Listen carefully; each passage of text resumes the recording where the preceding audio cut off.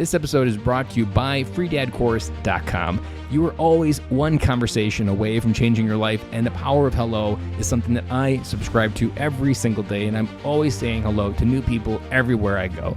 Increasing your opportunity, increasing your connection, and getting access to the solutions to the problems that you are facing, whether you're on active duty or just beginning your veteran transition or even transitioning out for 20 years. On the other side of hello are the solutions that you're looking for. Again, head on over to freedadcourse.com. Get your 5-episode audio course to create more connection, create more friendships, and get back to living the life that you're trying to design. Find somebody that's similar to you and cares about the same type of thing as you do. Like my wife, me and her, like she supports me in whatever I do, whether it's A, B, or C. She's like, yeah, I support you. You know what I mean? So find your support base that can get you through the shitty times of a business. So find who's your support base is, whether it's a friend, family member, coworker, veteran, somebody to be there for you when it's really shitty, because it is going to get shitty regardless. Dory 1, this is Fire Team Delta. Dad's coming home. Welcome to the Military Veteran Dad Podcast, where it is our mission to bring every dad home. I am your host, Ben Killoy. I'm a United States Marine veteran, husband, and a father. We will bring authentic conversations to inspire action in your life so we can close the gap between the dad you are today and the dad you want to be tomorrow. This is the Military Veteran Dad Podcast. Welcome to Military Veteran Dad. This is episode number 109, and I am your host, Ben Killoy, and it is the mission of this podcast to bring every dad home. Now, what does it mean to bring every dad home? Bringing every dad home to me means not just physically, not just walking through that door, but walking through that door with intention, walking through that door with an idea that you are loved by the people on the other side, that you are loved on the inside, and that you can bring your whole self through that door. There is some powerful, innate feeling inside men that we don't tap into, that we do not acknowledge in many cases, and military dads, through the struggle that is what we do, get caught up in this trap that we can't be who we want to be, and we need to be someone that the military told us we needed to be. And it is the mission of this podcast to cut through that filter, to give you the path, the tools, and the information that you need to come home and be the best dad that you can be, to go from that dad that you are today to the dad that you are tomorrow.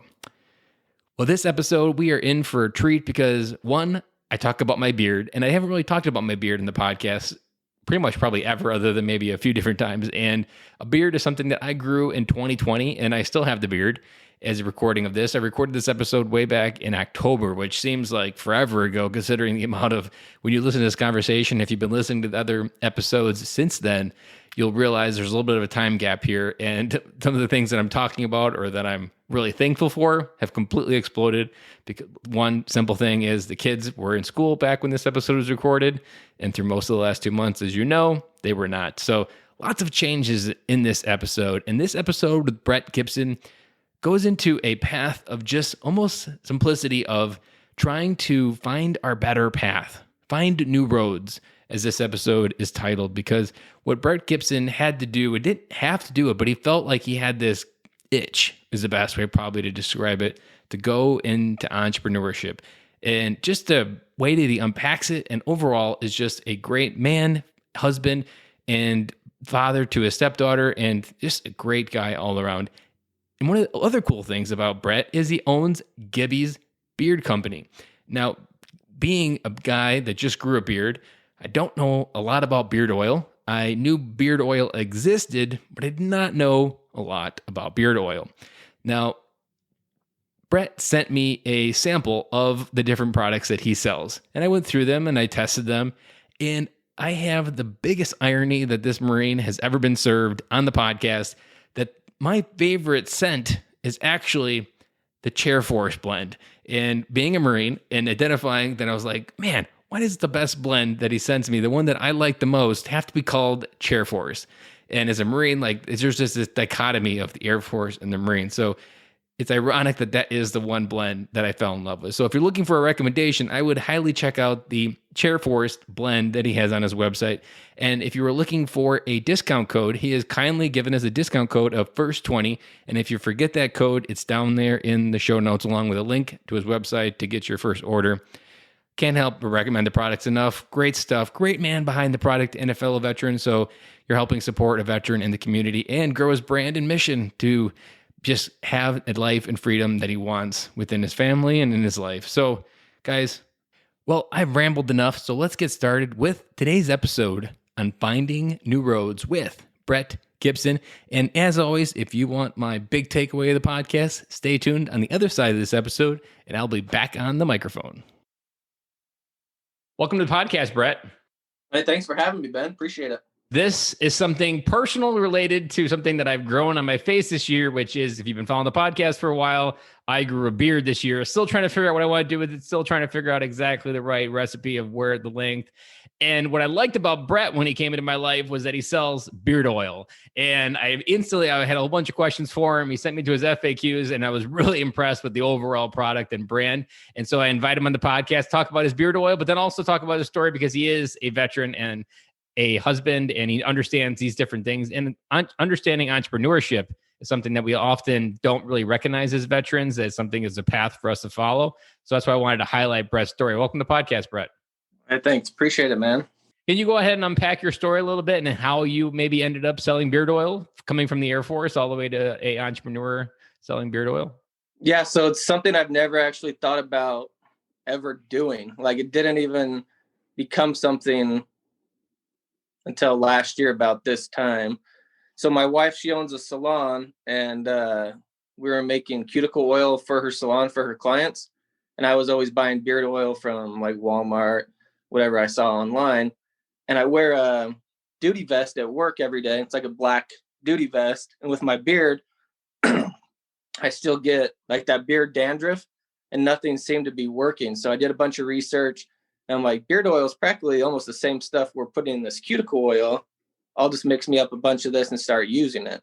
So I just started using it. And then my buddies have beards at work, so they started using it, and then they got me to sell it. And so that's kind of how it started. It started as something that I was just using just for myself and my buddies. So kind of evolved from a hobby to now trying to make this something, an actual business. I want to ask maybe an odd question, almost for my own personal curiosity. You have a pretty healthy beard. How long did you go before you even knew beard oil was a thing? Because I feel like it's something that until you even just like until you have that problem, and you don't even really know you have that problem, and you don't even really know there's a solution, you don't even really know that beard oil is an entire like mecca of its own product line and its own little niche that no one ever notices until you have a beard. Yeah. So I grew a beard when I got out of the military when I first got out of the military, and I knew nothing about beard oil, beard balm, beard wash, or anything like that. And I always had a nasty beard, like dandruff, but I just figured that was the part of having a beard. So that was back in 2012. So 2019, I had been growing it for about 3 months. And that's when I started noticing the dandruff when I was wearing like black shirts or my tack vest. And honestly, it's kind of embarrassing. It's like having dandruff in your hair. When you have black dandruff all down your shirt, I mean, that doesn't look very good. So that's why I started researching beard oil and getting into using beard oil. And my wife, like I said, she owns a salon, and she was able to get some products that from whatever store, So that's kind of how I got into using beard oil. So let's unpack something. So I'm curious if there's something in this timeline where you are today that's rooted when you first started. What were you looking for when you first joined the Air Force? So I always wanted to be a cop, and I couldn't be a cop until I was 21 in Utah. And so I joined the Air Force when I was 18, but didn't leave till I was 19. So I figured that was a way that I could go be a cop and then come back and then be a cop, So that was pretty much the reason. The other reason, I was in college and I was failing, and my parents weren't going to pay for it no more. So I was like, well, I better go do something because I'm going to fail out of college here. Did you have a pretty good idea that the cop was what you wanted to do, or is it just what felt right at the time? That's what I wanted to do. So my dad was in the Air Force. He was security forces, like an MP as well. And then he went into law enforcement when he got out of the military. So it's just something I've always just been around. Was he in the military while you were alive? No. Nope. So this is maybe another interesting question to go backwards a little bit. As a son to a military father who had after getting out of the military, was there anything in particular about him and being a military dad that you remember that you really enjoyed or that you probably felt was different because he was a military dad? He's super strict, and I'm guessing that's because of the military. Like super strict, antisocial, doesn't talk to his kids like like you think a dad would. It's like white and black type thing. I would say that was a little bit different, having that being raised that way, where it's kind of just like black and white and no like real connection with your kids type thing. I don't know, like. Did you feel like you could bring a topic to him and ask him a question if you wanted to, or was it kind of like, don't bring me problems, I bring you the money and I provide for you, and that's enough? You could bring him a problem, like you could go to him and be like, hey, I have this issue, and he'd be like, oh, okay. It's like, oh, all right, well, thanks. I don't know how to, not going to fix it for him, or he's not going to do anything about it, but you could tell him, and he'd just be like, oh, all right. And that's something that I've noticed with a lot of military dads from that generation, and even just military dads of this generation. When we hold on to that military programming of not being able to let go, not being able to be ourselves, to not almost turn it back on the emotions, because the military programs us that emotions will get us killed. Our ego is a mechanism that we use to stay alive in battle and wherever, especially MP, like you're always trying to protect yourself. That's your ego going to keep you alive there. And like that part is the part that is that armor, and we need to be able to armor down so that we can daddy up. And that's a new term that I'm still going to start using, because I've just found a program called that, Armor Down and Daddy Up. And I've really liked the program that I've been working with over there. It's a guy named Ben King. And essentially that's what we need to make sure we pull down is that armor down, because then we can let those dad mode turn on. Have you made a conscious effort to change that as you have a stepdaughter in your life now? Is that something you consciously are aware of to make sure that you can able to change that behavior so you're not the same? I think about that all the time. So I'm like, okay, she did something. What would my dad have done? Would have yelled at me. Okay, maybe I shouldn't yell at her for this. You know what I mean? Type of thing. But then maybe I will get after her for something. And then I'm like, well, that really wasn't that big of a deal. When you think about it in the big spectrum of things, it's not that big of a deal, There's a question I always like, I use it through references for when shit hits a fan, because my kids are 8, 6, and 4. So like there's always references that I can use it against. And I always ask myself, will this matter 10, 15, 25 years down the road? Like, is this that moment that being a hard ass is going to make her a better adult or him a better adult? And 9 times out of 10, you're like, yeah, this isn't going to. This is in the weeds. This isn't going. And most of the time, what we're doing in those moments is we're just trying to prove a story in our head. We're trying to validate or just even try to hide from something in our own life. And we're trying to use this moment to get control over that. And it's really about us and not even about them when you actually truly get radically honest with yourself. Yeah. And then you feel bad, like, and they're sad. And you're like, oh, why did I even get mad about something so stupid? I guess that's just how it is. So let's maybe dive into, where do you think your entrepreneur spirit came from? You knew what you wanted to do when you went into the Air Force. You probably had some idea when you left the Air Force. You probably had the idea like, oh, I can just convert to being a cop on the outside, right? Yeah. Yep. So what were you doing prior to opening your beard company? Did you ever get a chance to be a cop on the outside? So my beard company is kind of like, it's not our full-time thing. So when I got out of the military, I went to college. Then I worked for the IRS, and then I was bored at the IRS. So then I did become a police officer. Yeah. So currently I am a police officer. I might not look like it, but I'm assigned to a special unit that I don't have to look like a cop. So that's why I got the beard, able to grow a beard. So yeah, I still am in law enforcement. Still a police officer.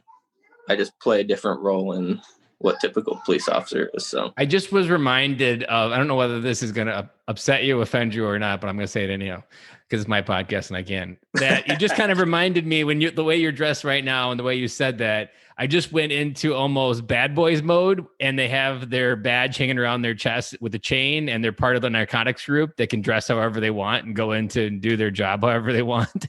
And that you're the kind of guy that would just walk around with your badge on a chain on his neck. Definitely not a chain on my neck, but in my pocket. I keep it in my pocket. But it's a badass job, man. Like today, all I did was went and hike the mountains. Like that was my job, what I got paid to do. So that's cool.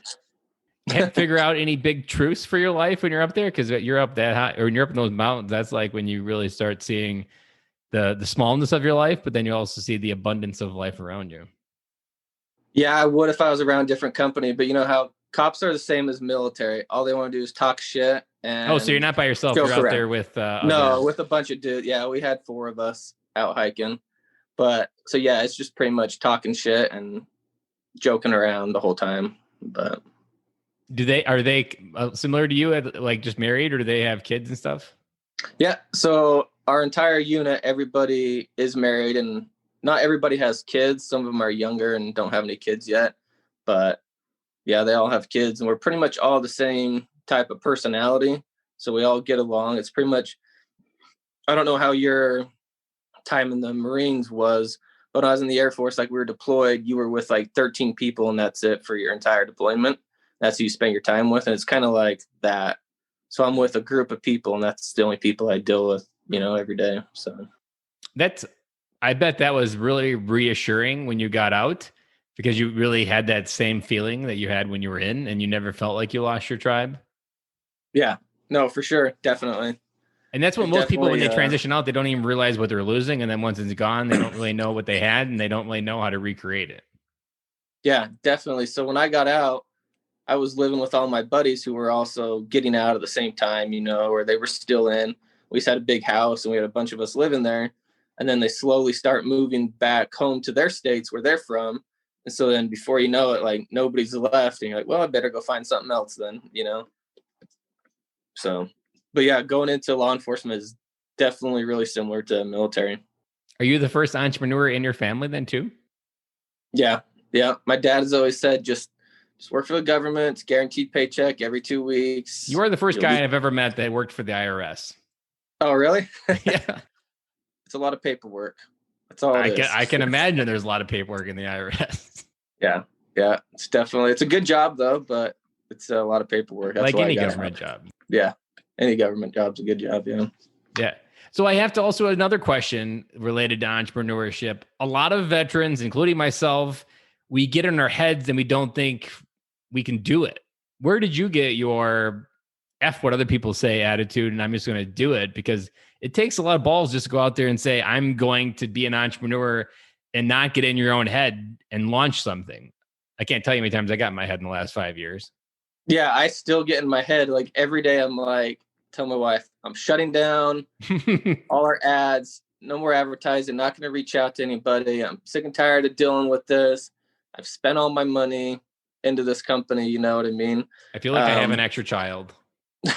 Right. Exactly. It's like, man, that's just another bill. I have to keep paying all this money because advertising's not cheap. I don't know if you do ads like on Facebook or anything, but it's not cheap to run those ads. But when I pretty much said, fuck it, I'm just going to do whatever I want. And what I had in my back of my head, because my dad would always say, just take that government check, it's guaranteed. And I'm like, nah, fuck that. I don't want that. I'm going to try something out, like I get you're a smart dude. You've probably been through a lot, but fuck it, I'm going to give it a shot, Did you have any brothers and sisters? One sister. She was older than me. She's 3 years older than me. So we weren't super close. She says we were super close as kids, but I don't remember being super close as kids. So probably do, just picking on her. Right? Probably. But yeah, just one sister.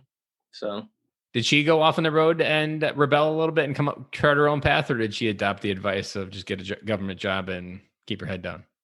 So she got married super early and then started having kids and then got divorced, like really early on. But she wasn't a really rebellious at all. No, she was kind of the straight A student at school, get the good job. So she went to nursing school and she became a nurse, pretty much just followed what my mom did. So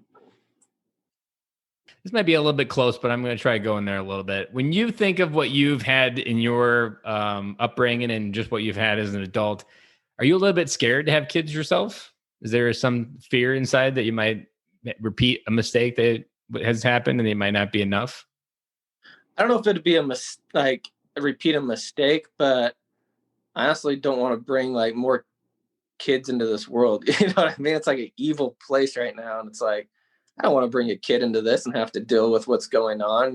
Like it's weird, like looking at our daughter who's 9 and she can get on TikTok and watch TikTok and knows how to scroll through it all, and it's like, I don't want to have another kid. Who knows what's going to be available in 9 years, what they're going to see on a phone or things like that. There's, it's a lot of evil stuff out there. I know I have 2 daughters and this is my litmus test, whether I make it as a good father, is does she derive her value from inside herself or does she get it from Instagram? And like, if I can win that, if I can get her to believe that what her opinion of herself is the one that matters and the likes, the followers does not have any relationship to the value of a human being you are, I've won. Because so much of like the one thing that terrifies me is girls go to Instagram to get value and to feel loved. And it's like, there's a statistic out there that just even hugging your daughter, giving the affection from a father to a daughter, decreases by 60% that they'll have sex by the age of 12. Like, wow. Even just some of that connection, like just being present with your daughter can change how she shapes herself and goes into the world. Because if she doesn't feel the connection to her father, which the best way to describe it is you're her first love, and every man that she meets is always compared to her father. And so if you just set the bar pretty low, then you've got a lot to be scared of. You probably will have a shotgun at the door. But if you set the bar very high for yourself and what you were able to accept, how you lived, did you accept excuses? Did you continue to push? Like, she's never going to settle until she finds that guy that lives up to dad. Like, when I first read that book, it was called Strong Fathers, Strong Daughters. It really scared me. But as now I read it when my daughter was maybe like 1. So it really wasn't even applicable yet. But now I really get excited because I see her making choices in this category. And I also see the trust within that category with all my kids. We actually just had parent-teacher conferences tonight. And a lot of what they were saying, I already knew. And it reinforced a lot of what I've been doing. And there's this saying that I say is, make sure you're there for the little things in their life, because then they'll bring you the big things. And it was just nice to see that. Hopefully this is still an experiment, but I saw breadcrumbs tonight of it working as well. Well, that's good. That's awesome. Quick question. Yep. How's your guys' school? How are you guys dealing with COVID? Your kids like at school? So we are in person. They have a virtual option, but we did some webinars with them in the beginning of the school year for the district. And we just got a really good vibe of trust with the leadership at the school, which is kind of an odd feeling to have, but I felt like they were making as good of a decision as anybody could with all the things going on. And so we sent them in person and everything. There's been a few positive cases, but they've got it really isolated. The kids don't really come in contact with anybody outside their cohort, which is a group of like 10 kids. And so they know who's around who. And it's been actually really good. The kids have been doing really well. They've been adapting. They enjoy going to school. So for right now, knock on wood, it's been a really good experience so far. That's good. I'm always curious how different places handle it, because even being in southern Utah and then going to Salt Lake, which is only 4 hours away, still in the same state, it's like you're in 2 different worlds, of how they're treating this whole thing. So that's why I was curious how your area. Does your stepdaughter go to school in person in southern Utah? Yep. So they're just required to wear masks. That's what we have. They have the mask, and then they have really strict, just you stay within your cohort. You don't move to different places. They don't go to like music and art class. The art class is like done on their smartboard, I think, and they do it on their iPads or submit their artwork on their iPad. So, okay. So yeah, pretty similar. And even for my wife is the same. They have only have 10 kids because the rest of them went virtual. So, I mean, there's a lot more stress because of the cleaning from the teacher perspective, but as a parent and a dad, I feel like our school district is doing as good as they can. And they let us know when things happen. They can't tell you obviously what happens because of medical law, but My trust is still with the district that I haven't regretted making that decision so far. Wisconsin is on the wrong kind of list right now. We're like number 1 in the nation or number 2 in the nation for rising cases. So me and my wife do have this fear that the whole dominoes is going to crash, even if the schools have it under control, just because they're going to freak out on us. But we'll see what happens. It'll probably all go away on November 5th if you believe that conspiracy. You're getting the spike because of football season. All those Green Bay Packer fans, having their little parties together. They're definitely probably having parties because Lambeau still hasn't allowed anybody in that. I just read an article that Lambeau, like the city of Green Bay, might go broke because of the revenue this year. So it'll be interesting what happens. And Packers are such diehard Packer fans. I'm a Bears fan, so I get to make fun of them. But just watching it, they're really all into that game more than I am, especially as a Bears fan. Yeah, my roommate, my roommate when I was in the military, he was from Wisconsin. And so he was a diehard Green Bay Packer fan, So does Utah follow a football team? Do you guys adopt any of them around you? Or is it just kind of like fair weather fans? You can pick whatever one you want out of the 50 states? Just pick whatever one's winning. That's the way I do it. Whatever team's winning, that's the one you go with. That's why I got a bunch of jerseys, different teams, Whoever's winning, just throw that jersey on. You're probably pretty close to Vegas, aren't you?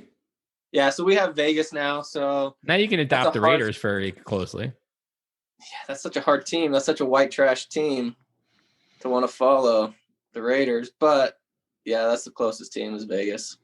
To me, I've never really been a diehard sports fan. My dad never got into it, so I've just kind of kept up on it just so you can have a conversation with another guy, kind of like this conversation. Even like baseball, I'm more about the experience of I love the experience of baseball, the experience of football, and so I don't get so hung up. Like any football stadium would be a good football stadium because it's like, especially if you're with your kids or your family, like. To me, I'm so much more into the experience of what's going on than the actual oh my God, they lost. My life's going to suck on Monday and I'm going to have the worst week ever. Like I'm so disconnected from equating my life to the equate of the success of a football team. But I just like going and experiencing that type of environment and just being around that different kind of energy that you get in a sports stadium. Yeah, that's true. There is a different type of energy at a sports game. Like we went to the Golden Knights, Vegas Golden Knights game. My wife's not a huge sports fan at all, but she was into it. You know what I mean? Like it's totally different when you're there and watching it, people around you, so it's fun. So let's go forward into the future a little bit. We already flirted whether you're going to have a kid, and it sounds like it's a maybe when things change a little bit. Let's go a little bit further. Let's imagine your beard oil business is completely just rocking it. You've been able to not be a police officer anymore. You're a full-time beard oil salesman.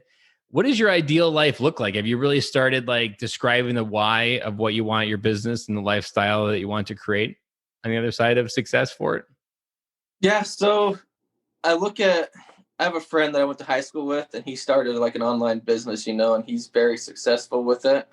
And what he came out and said about why he started a small company was to spend time with his family, to be with his family, be all those events, spend all that time together. And it's that's what me and my wife want. Because if I have a day off and I'm I get to hang out with somebody, it's going to be my wife, I would much rather hang out with my wife than anybody else. So the ideal vision would be for both of us to be at home or at the office, whatever it is, warehouse, whatever we have, and being able to work together. So, do you think you want to build the business to be nomadic so that way you're not tethered to Utah, that you could actually move around? Do you have any desire to be a floater? We have or a camper guy, maybe Costa Rica. Costa Rica. I would get behind a Costa Rica. House Hunters International has definitely got me wide enough view of the American dream to understand that there's nothing wrong with ending your life in Costa Rica in retirement. Yeah, 100%. I still think about that. We've asked our daughter, we're like, hey, what if we just sell everything and move to Costa Rica? And she's like, nah. I'm like, well, what if we sell everything and live in a motorhome and travel the world? No. It's man, if I was a kid and my parents came with me, said that, I'd be like, yeah, let's do that. I want to move to Costa Rica or I want to travel the world, but she just doesn't want to. Something to maybe think about there, and it's something that a Navy SEAL Andy Stump gave me almost probably 80 episodes ago, is is as a father, we have the ability, especially as military dads, we lived a really adventurous life. And it's up to us to really give that gift to our kids and let them understand how adventurous life can be. And he described it perfectly. Like, it's our job as a dad to give our kids a wider view of the American dream than we had. And it could be, maybe, I don't know how much you do it, but if you almost need to get her outside of her life in different ways, adventures, and just do like completely random things that maybe don't make sense, but just are fun to see what happens. Because the more they get outside their life, the more they can see where their life is headed. And I always describe it like it's very difficult for a kid to figure out where they need to go in life in 12 years while they're sitting in their life for 12 years. Like, they need to get outside, get completely outside the system, get outside of what normal people do every day, and just see the world in a different way. And then they can see like, oh man, I fit into the world in this way. So maybe you just need to expand her perspective a little bit. Oh yeah, I totally agree. If maybe she saw more than what's on an iPad or, on her TV or her friends, she'd be like, that stuff sucks. I want to go do the zip lining in Costa Rica or swimming with the dolphins in Mexico, type thing. Or if it's like my 8-year-old, I'm sure it's a lot of whatever the world looks like on Roblox. Yeah, exactly. Yeah. I hate that game. I don't know what I would have done with Roblox as a kid. I probably would have been just as addicted as my daughter is. But man, I should probably Google who's behind Roblox. I feel like it's some dominant empire that's trying to take over kids' minds because they are hooked on that game for so many different things. China. It could be. Maybe it's a new TikTok. Could be, yeah. Getting our information. That's all right. Yeah. So let's maybe go a little bit further. You've got your perfect life. You're having that intentional time with family. Where is a dream place that you would love to go on vacation if everything works out? We can say Costa Rica, so you can go ahead and say Costa Rica. But like, if you had $20,000, you had say you have the summer off because your daughter's in school. Like, you're like, because my perfect world is I work 10 months out of the year, and we just get in a vehicle and an airplane, maybe in the future someday, hopefully, and we just go away for 2 months out of the summer, and we come back when school starts.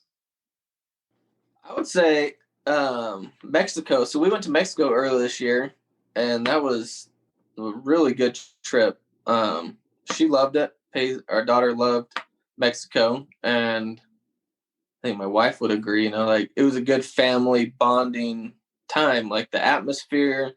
Like, we literally hopped in a cab, had no idea who the person was. They could have taken us and raped us, but they were super nice. Like, I don't know, just felt like a good, I don't know, place to be. Like, felt like home type thing, Like, it wasn't, oh, I'm scared for my life or anything like that.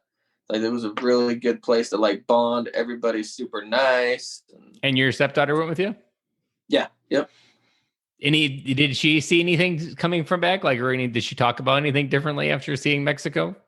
Because that's a completely different world for a child to start seeing. She loved it because she likes the ocean and she likes to swim. So we were right there at the beach. Another good example of getting kids outside their life, and like, how many kids have never seen the ocean, never even understand if they really love the ocean. Do they want a career with the ocean? Like, this is all the reasons why you need to get outside of your life to figure out how your kids can fit into it. And the crazy part is if you help them get out wide enough, they'll actually figure out how they can, and they'll usually get courage enough because they see so many people living their life in ways that they're not used to. They'll actually have the courage to go out and try to change it. Like, they can actually try to go out and do it and make a positive impact in the world. Yeah, that's true. I haven't really thought about it like that. So let's go maybe back to your beard oil company. Tell us a little bit more about some of the brands and some of the different, because you've got some interesting names in some of the oils. And I'm always curious, how do you name an oil? And also even some of the smells that I've had in some of the first ones. It seems extremely interesting. So how do you design a beard oil fragrance? Because that seems like I might as well be working for Chanel and trying to figure out how to design Chanel No. 5 and pulling my hair out. Right. So the smells and developing all that is really tricky. It's like you can't please everybody, right? So I might make something, everybody hates it, but there's 10 people that like it. It's really weird. So I go based off of what I like and what my wife likes. Have you got your order in? Have you got your samples that we sent you in? Have they arrived yet? Okay. they'll probably be there, and they usually ship in like 2 to 3 days, or they usually arrive within 2 to 3 days. But I came up with those names. I was just like, I want to make it military names and kind of a military look, but I don't want to be like in your face, veteran owned. This is military, you know what I mean? I'm using the military and veteran as a crutch to start a company type thing. So, I mean, it might look like that because I use the military names, but I like the military names. And we had my buddy who did most of my tattoos on me. He drew up, and I just went and said, "Hey, these are the names that I'm going to use possibly for beard oil scents. Not that the names don't have anything to do with what the scent is itself, but draw something up that you think would look good. That's the old school tattoo, kind of like the old Navy style, you know." And so he drew those designs for me. But to go back to the scents, the way we come up with our scents is we order a bunch of different scents, and then we mix them all together, and we kind of decide what we think smells best. And so it's pretty much trial and error.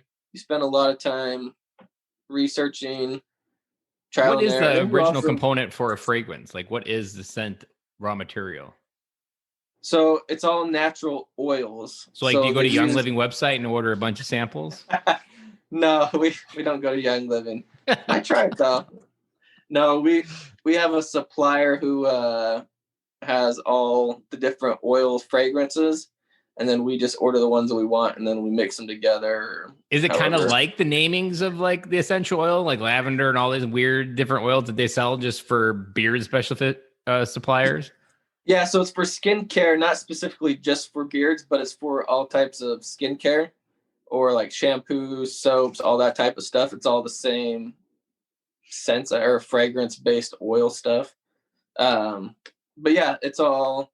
So you have like sandalwood, you got peppermint, citrus, you name it, vanilla, patchouli, coffee, oats, pretty much any type of thing you can think of. They have a scent for that. How they make that scent, I'm not sure how they make it.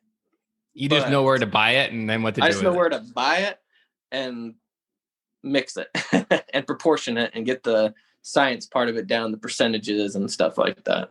You mentioning science, I imagine that if you're ever going to go find your high school science teacher and tell them you now cook beard oil on your stove using chemistry, would they believe what you told them? Yeah, no, because I had to get a passing grade by cleaning the desk on the last day of my chemistry class. So he definitely would not believe that I know percentages of mixtures and things like that. Yeah, no. And I can imagine the irony that you had to eat in your head, like, wow, that shit really does matter. Yeah, it does, because if you go, say, like a beard wash, for example, if you put too high of a percentage of scent into your beard wash, that scent will actually break down the chemicals inside of that beard wash, and you'll get like separation, and you'll have all sorts of weird things with your beard wash. So you have to know what percentages you can and what you can't for each product, because it could break down those oils. So it's kind of weird, but. So let's maybe go towards your business a little bit. So you're a brand new business owner. What advice would you want to give for someone starting a business this month in COVID that you've learned in the first few months of owning your business during COVID? I would suggest find somebody to mentor you. Find somebody that's successful. Listen to what they have to say. Don't argue with them if they give you advice or tell you what to do. Don't be like, well, what if I do it this way? Just do what they tell you, because they're already successful in doing what they're doing. So listen and learn. It's free advice. I mean, if you can find somebody that can mentor you in building your podcast, for instance, like, what equipment do I need? What recording info do I need? What cords do I need? What software do I need? You're not going to argue with that person. Be like, well, I think this one's better. You're just going to listen to them and be like, okay, this is what I'm going to do. I'm going to follow those exact same steps. And I think that's the best way to fast track your success, is to find a mentor that will be willing to put the time in to you and help you out with it. It's interesting when you start a business like that, because I remember when I was like in month 1 of my podcast, and I already had people asking me like, "Hey, how do you launch a podcast?" I'm like, I am not really I said this in my head. I still answered their question, but I'm like, I just started. Like, you already think I'm an authority figure? I haven't even. All I know is how to hit publish and talk on a microphone.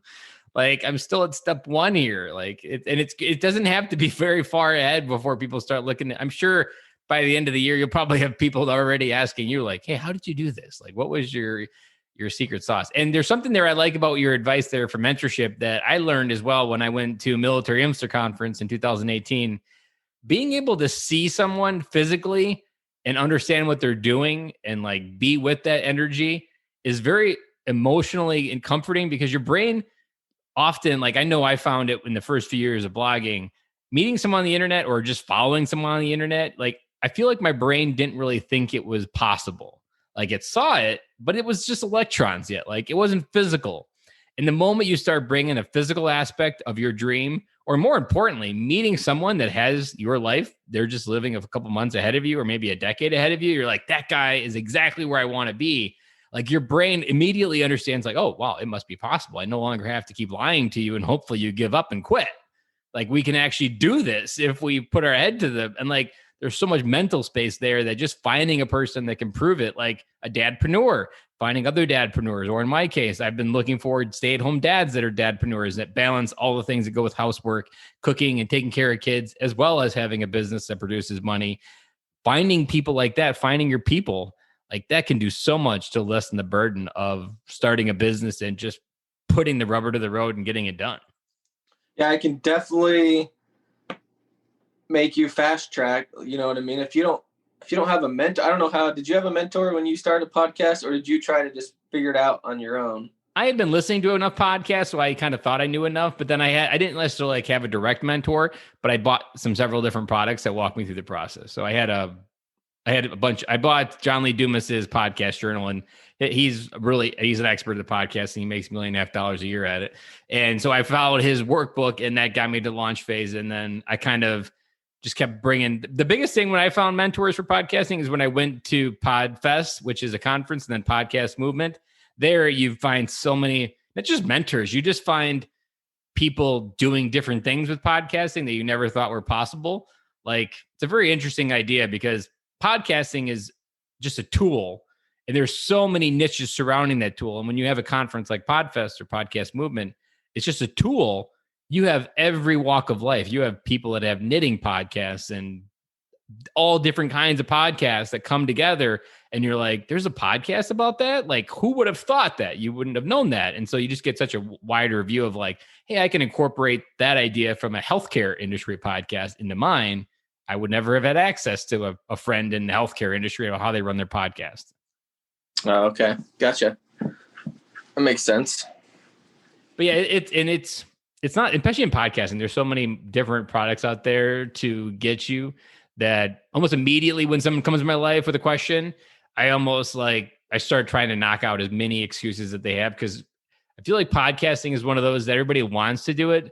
People talk themselves out of it daily, and it's just a bunch of simple questions that they've never looked for the answer. So their brain uses it as an excuse to not launch. So I try to knock out as many as I can in those moments, because I know how much it's changed my life, and I want them to get there that as well, because it's just so easy to quit podcasting. Like your business, it would take a good amount of time to shut down your business.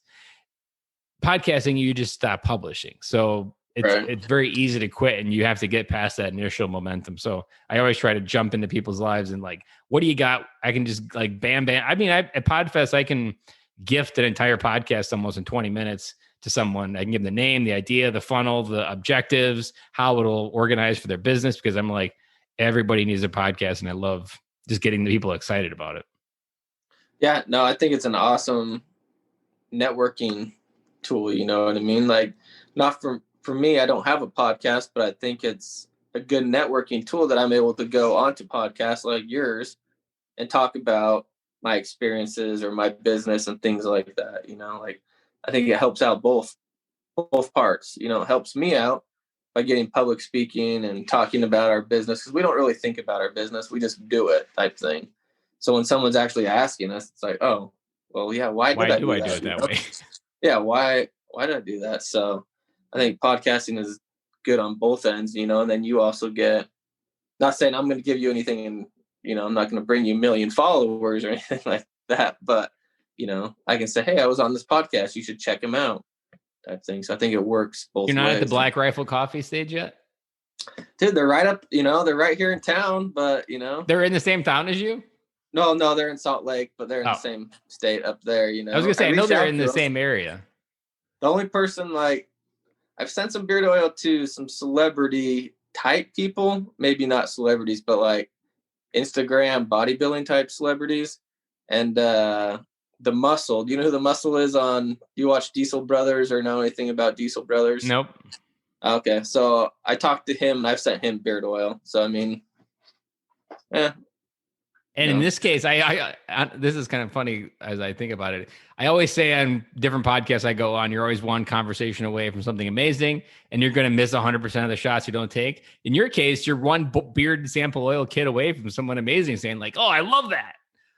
That's all. That's what I'm looking for, man. So I think marketing. The one thing I do remember from before I filled out of college the first time, marketing. They said it's 90% of your business is marketing. It's how you put it out there and your customer service and stuff like that. And I feel like, yeah, you're right. It's one TikTok away from being successful, really. Yeah, and you only fail when you quit. Yeah. I don't know if you've seen the video 420 Dog Face or whatever that is, where he's drinking the cranberry juice, listening to Fleetwood Mac. But he was a nobody, and then he blew that song up. So it's just one step away. That's it. And what you're talking about applies to not just entrepreneurship, is I was on a podcast way back in 2016 and I didn't have anything to talk about other than my experience. What you don't realize is when you just even if you were transitioning out, I would give this advice, find podcasts that are willing to give you a chance to talk, because the more you articulate your story, the more times you have to think about it. The more times you think about it, your brain gets used to putting that story together. The better the story gets.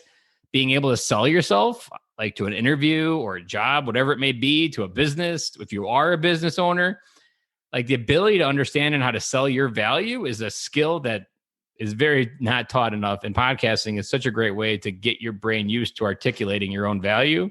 And every time you talk on a podcast, you get a little bit better, you get a little bit shorter, get a little bit less ums, and you don't have to think about it. You just rattle it off. And then you get something that people start resonating with because you've been working at it so much.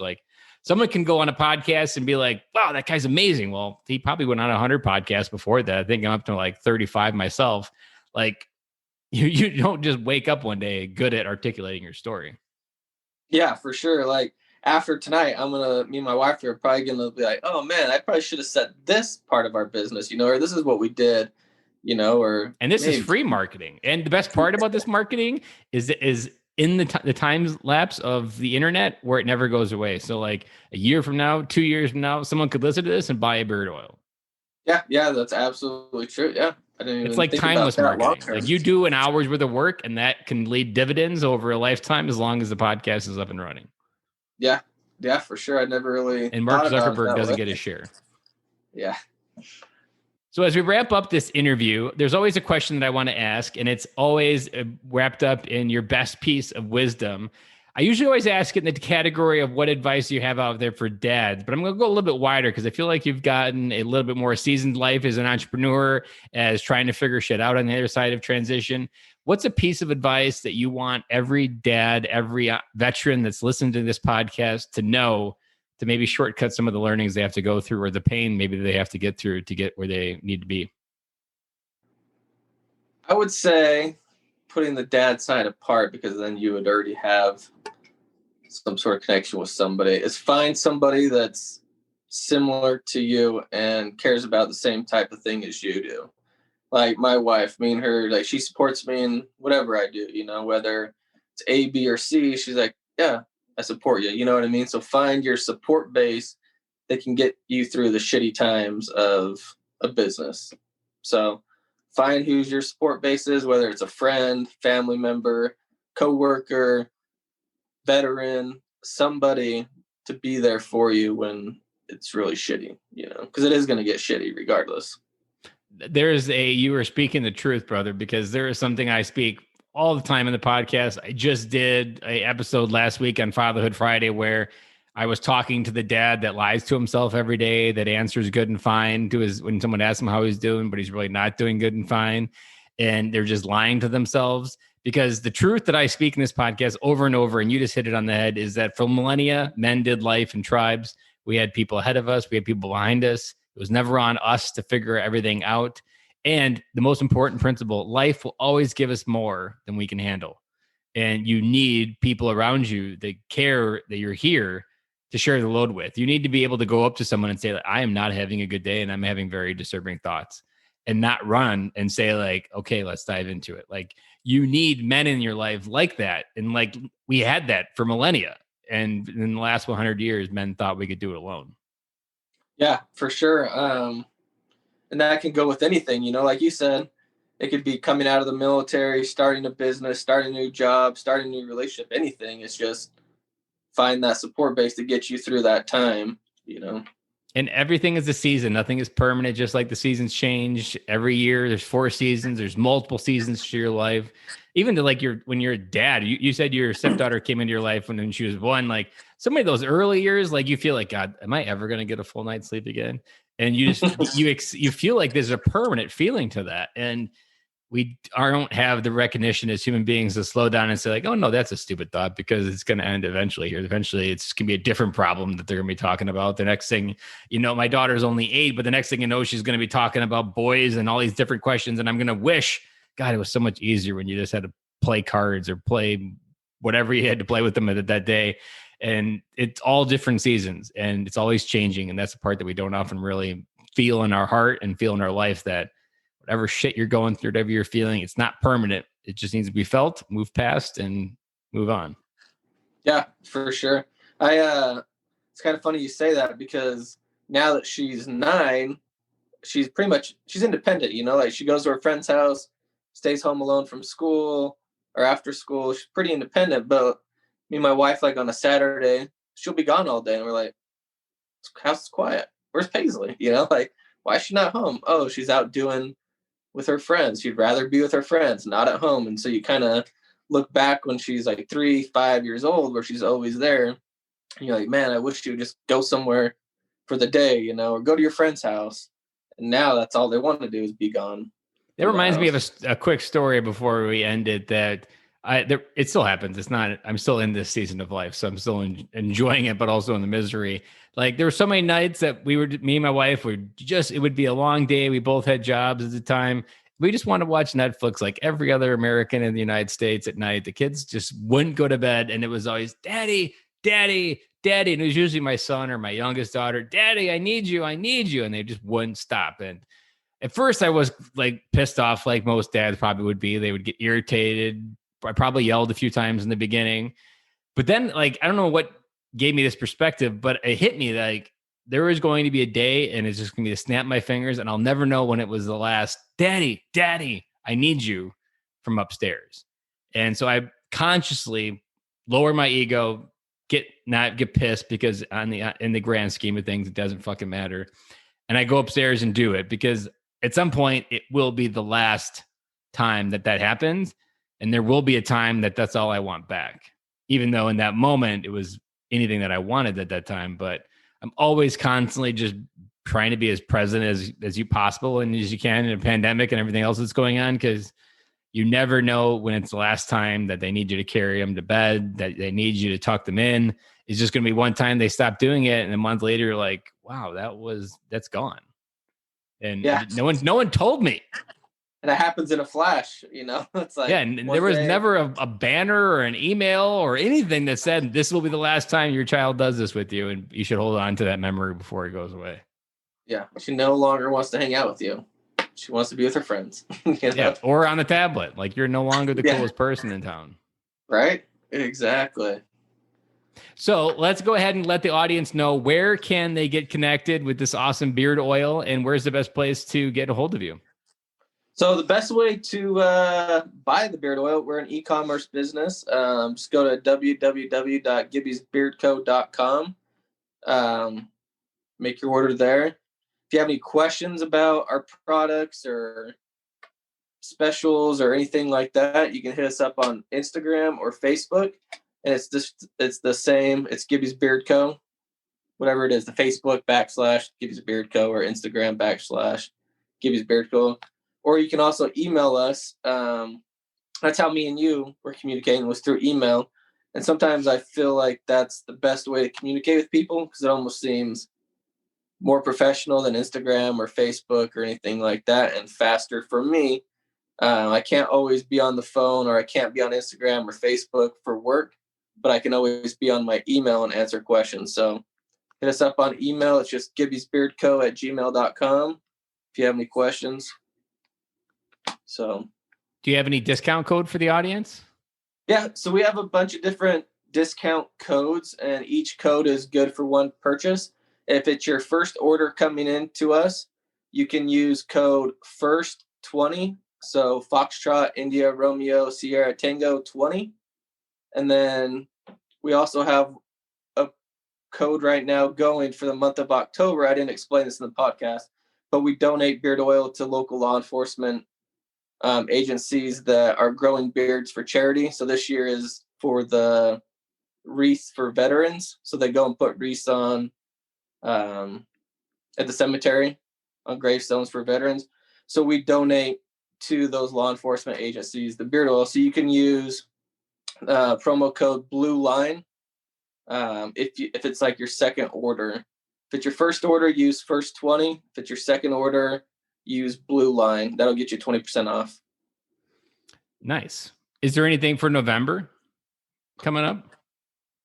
For a discount code? Yeah, not 100% sure this will air in October. Okay, so that's something we're looking at. We're just trying to figure out how we want to go about it, as far as, because there's so much competition in November and December. It's so we're definitely trying to figure out a hairy month to try to, Yeah. pun intended there, to try to break in. You got Black Friday and you got November. Yeah. So like I said, in the law enforcement, we do no shave November, but we do no shave October, November, and December for the agency we work for. So when this podcast airs, the guys I work with will be growing beards in our area. So that's kind of something that we look forward to for the charity portion of it. We like to give money, or we're going to give money, and we donate our beard oil to the local charities. That way they can go do whatever it is they do during the holiday season. So awesome. Well, I will make sure that all of those links, if you missed them in the interview, in the show notes. So if you want to go ahead and use those discount codes, I will make sure that they are right down in the show notes for this page, and it'll be right down in your podcast player that you're playing with. Thank you for coming on the podcast this episode. I loved it because we went in like mini episodes. I feel like I say this every episode. We went into so many different places that we don't often go. And it's crazy. I think about it. Every podcast has its own little flavor of, it's kind of like beard oil. We have so many different fragrances in this podcast. And we talk about entrepreneurship. We talk about fatherhood. We talk about the military. It's a good potpourri of all the different things that makes up a veteran, because we aren't just one label. We are a real person. We have issues. We've got things going on. But then we've also got dreams, which I loved how we talked about as well. So I really appreciate you coming on the podcast, Brett, and sharing for your time tonight with us. Yeah, man, I appreciate you having me on here. It was, like I said, my first podcast, and hopefully I can do some more in the future. Looking forward to it. Thank you for listening to this episode of Military Veteran Dad. Brett opened up his story and it immediately started providing value on finding new roads in life and how you don't always have to follow the path that's always been laid out for you. And for me, the big takeaway of this episode is being able to find that mentor. Now, holding this podcast for 2 years now, I can tell you it would have been so lonely had I not had many, many, many mentors in my life being able to help guide me, call me out when I was making a mistake, when I did something incorrect. You need people to be there in the thick of things in your life because, as you know, life is not always rainbows and unicorns. And let's be honest, life is never rainbows and unicorns. If it is, and it's a micro millisecond that it is, and then it's right back to the chaos of fatherhood and everything that is life. And I say it often on the podcast that some of the best advice that I've learned is related back to many moments in the Marine Corps where your back is the first thing that they abuse. And a good example is that there would be these massive pile of boxes or this big crate. And one person's mindset might be, oh, we need a fork truck to move that box a couple feet down the grassy lane here. A Marine's mindset is, no, you just need more Marines to lift it. And that is exactly how we need to apply all the different challenges that we go through in life. It is not about doing it and lifting it alone. And if you can't lift what's in front of you, that just means that you need more people in your life to help you lift it.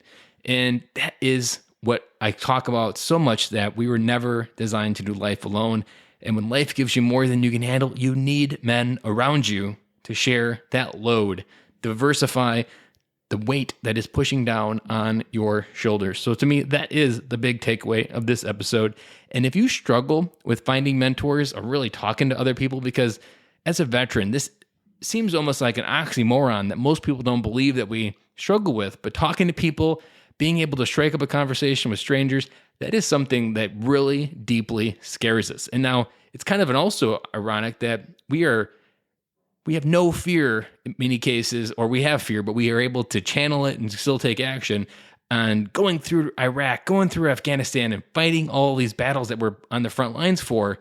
And then when we're home and we're in an environment where we're most likely not going to die, we somehow just freeze when we have to say hello to someone. So if that idea resonated with you and it's something you've been wanting to work on, head on over to freedadcourse.com. There is a 5-lesson audio course there where 10 minutes each, very short, straight to the point, to help you have more friends, more connection, more relationships, more everything in your life that friends can deliver. And if maybe you are already past the idea of having friends, maybe you are ready to really do this work on that mission that I talked about on coming home to your family, feel free to check out the signature coaching program of Military Veteran Dad called It's Time to Come Home, where we take an 8-week course and we unpack it in a way that allows you to build up the necessary toolbox for you to emotionally and physically come home every day through the door and know who you are, feel in control of who you are, and be able to provide the best version of yourself to your family. If you would like more information on that, head on over to benkaloy.com. All the information is there. And just for checking it out, there is a free 45-minute coaching call with me where we dive into discover really what's holding you back and where we can go together in your life and what is really under all that BS you tell yourself that's holding you back from being the best dad you can be.